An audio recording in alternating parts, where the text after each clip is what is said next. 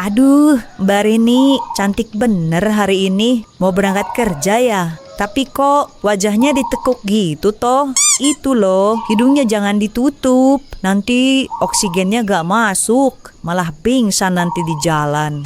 Iya Bu Linda, gimana nggak ditutup? Ini sampah sudah seminggu nggak diangkut. Bau bangkai tahu Bu. Loh Mbak, itu namanya aromaterapi alami. Biar Mbak Rini ingat kalau hidup itu nggak selamanya wangi. Itu iuran keamanan sama uang sampah. Mana Mbak? Mbak Rini belum bayar loh. Loh, kok ditagih lagi? Kan kemarin baru naik jadi 100.000. Fasilitasnya apa Bu? Pagar aja rusak no. Ya ampun Mbak, pagar rusak itu sengaja saya biarkan supaya nanti kalau ada maling mereka bingung. Dikira rumah ini nggak ada hartanya karena pagarnya aja jelek. Itu taktik keamanan tingkat tinggi Mbak. Sudah jangan banyak tanya, nanti cantiknya hilang. Sini 100.000-nya. Bu Linda, ini ban gerobak saya copot. Saya mau minta bayaran saya. Masa saya narik sampah pakai satu roda? Emangnya saya sirkus? Aduh, Mang Dadang ini. Kalau rodanya sisa satu, ya ditarik sambil miring toh. Biar nanti otot perut Mamang jadi sispek. Udah, itu angkut dulu sampahnya Mbak Rini. Nanti saya kasih bonus doa, biar selamat dunia akhirat. Doa doang mah gak bisa buat beli nasi, Bu. Halah, Mang. Hidup itu cuma sementara. Doa itu selamanya. Sudah sana, semangat kerjanya. Jangan lupa sampahnya dipilih. Yang plastik buat saya, yang bau buat Mang Dadang saja ya. Aduh, iya Bu. Inilah Ibu Linda, pengelola kontrakan yang punya dua wajah. Di depan bosnya, dia tampak jujur dan amanah. Tapi bagi para penghuni, dia adalah ratu korupsi yang haus harta. Dari uang sampah sampai biaya keamanan, semua disulap masuk ke kantong pribadi demi gaya hidup yang penuh gengsi. Yah, laptopku kena air hujan. Ya ampun, ini kontrakan kapan dibenerin sih? Genteng bocor doang juga, harus nunggu berbulan-bulan baru dibenerin. Gak bisa dibiarin ini, harus aku komplain ke pengurusnya. Assalamualaikum, Bu Linda, permisi. Waalaikumsalam. Oh alah, Mas Adit, ada apa toh?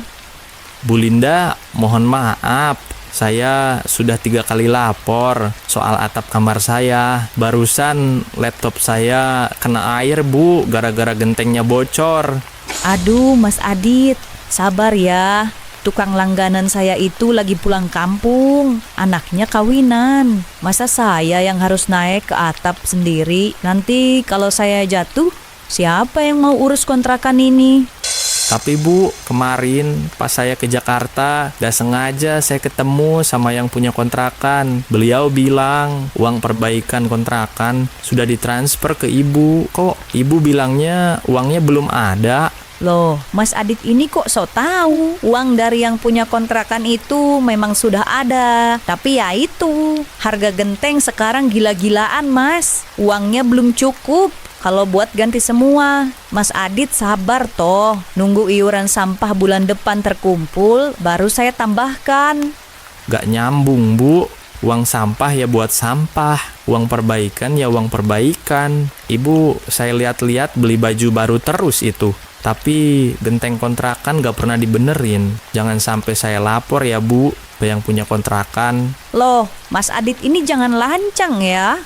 Ini baju hasil saya nabung sendiri. Jangan dikait-kaitkan sama genteng. Lagian kalau Mas Adit lapor-lapor, nanti malah saya bilang ke beliau kalau Mas Adit ini penghuni yang rewel dan gak rapi. Biar diputus saja sewanya. Mau Mas?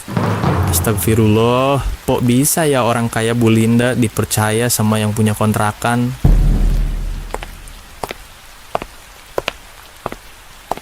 Mak, kok belanjaannya banyak banget sih? Apa nggak mending dipakai benerin atap kontrakan dulu? Tadi Mbak Rini ngomel-ngomel di depan. Katanya kamarnya rembes parah. sampai kasurnya basah kuyup. Halah, kamu itu jangan sok suci tole, Le. Barini ngomel itu ya biasa, biar suaranya nggak karatan. Urusan atap itu urusan nanti. Yang penting penampilan ibumu ini harus nomor 1. Tapi Mak, ini kan amanah. Kalau Mak ambil uangnya terus buat belanja begini, itu namanya korupsi Mak. Aku takut Mak kena kualat. Mending kita hidup biasa aja Mak, tapi jujur. Dengerin emak ya, jadi orang itu jangan jujur-jujur amat. Nanti malah diinjek-injek orang. Di dunia ini, kalau nggak pinter nyunat sana-sini, kita mau makan apa? Mau makan batu. Hidup itu harus cerdik. Tapi kalau ketahuan gimana, Mak? Gak akan ketahuan kalau mulutmu itu diem. Yang punya kontrakan itu jauh di Jakarta. Mana tahu dia gentengnya bocor atau enggak di sini. Yang penting laporannya beres. Sudah, jangan ceramah. Bantu emak bereskan piringnya. Bu Linda, buka pintunya. Ini atap saya mau jebol. Baju-baju di lemari basah semua. Tuh kan, si mulut mercon datang lagi. Cepet bilang emak lagi keluar ke pasar malam atau lagi sakit gigi. Jangan sekali-kali kamu buka pintu itu ya, biar dia capek sendiri kena hujan. Tapi Mak, kasihan Barini. Gak usah kasihan-kasihan. Suruh dia pakai payung di dalam kamar kalau perlu. Sana, bilang emak gak ada. Astagfirullah, kacau banget ini. Di mana ini Bu Linda ngurusnya? Nggak bener nih. Bu Linda, keluar sekarang. Apa-apaan ini? Kok kontrakannya nggak diurus begini? Atap pada bocor begini kok dibiarkan? Aduh, Bapak kok mendadak sekali Pak. Mari Pak, duduk dulu. Gak usah duduk-dudukan lah. Jelaskan ke saya, kenapa itu pelapon pada rusak? Kok dibiarin? Bukannya kemarin saya sudah kasih uang buat betulkan itu semua? Itu, Pak, tukangnya kemarin itu loh Pak yang nakal. Saya juga baru mau cari tukangnya buat minta ganti rugi Pak. Bohong terus itu Pak. Gak ada tukang yang kesini. Bu Linda itu parah Pak, gak bisa mengelola kontrakan ini. Terus Bu Linda bilang juga ke saya kalau Bapak itu selaku yang punya kontrakan pelit. Makanya kontrakannya gak diurusin. Bilang saya pelit, padahal kalau setiap ada kerusakan pasti selalu saya transfer loh ke ibu. Bu Linda ini benar-benar bermuka dua ya. Maafin emak saya ya Pak Bos. Sebenarnya saya selalu ngingetin emak saya, tapi saya malah dimarahi. Katanya saya jangan so jujur kalau mau hidup enak. Kamu diam aja, jangan ikut campur urusan orang tua. Cukup. Bahkan anakmu sendiri merasa malu punya ibu seperti kamu. Hari ini juga serahkan semua catatan dan kunci kontrakan ke saya. Saya tidak butuh pengelola penipu seperti kamu. Besok pagi kamu juga harus pergi dari rumah saya. Padahal udah saya kasih enak-enak kamu tinggal di rumah saya secara gratis. Tapi kamu malah nusuk saya dari belakang kayak gini. Bapak, tolong Pak, maafin saya. Saya nggak tahu harus tinggal di mana kalau Bapak usir. Ya itu urusan kamu. Ini juga gara-gara kamu. Ini karma karena kamu tidak bisa mengelola amanah dari saya. Sekarang rasakan sendiri akibatnya.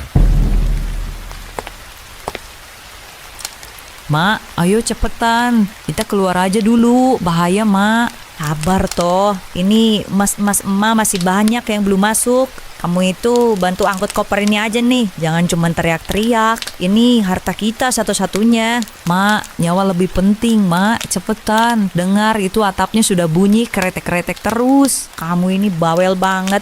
Ya nggak bisa lah. Ini kan perhiasan harta kita. Masa kita tinggalin? Ngaco kamu itu. Aduh. Mak, tolong tolong ini ibu. Kematian adalah nasihat yang paling nyata. Namun bagi mereka yang meninggalkan nama buruk, perjalanan menuju peristirahatan terakhir seringkali terasa begitu berat. Di tengah tangisan tulus seorang anak, dunia seolah memberikan balasan terakhir atas segala amanah yang telah dikhianati. Astagfirullahalazim. Ini airnya bau sekali dan semakin banyak. Tolong Pak, disedot dulu atau bagaimana? Kasihan emak saya kalau harus masuk ke air kotor begitu. Lihat itu, airnya hitam begitu. Mungkin ini karma buat dia karena Ibu Linda selalu korupsi uang kontrakan. Tolong ya Mas Adit, jangan ngomong gitu dulu sekarang. Emas saya sudah nggak ada. Tolong hargai sedikit. Bapak-bapak, ibu-ibu, saya tahu emas saya banyak salah. Tapi tolong maafin emas saya sekarang biar airnya berhenti. Saya nggak tega lihat emas saya begini.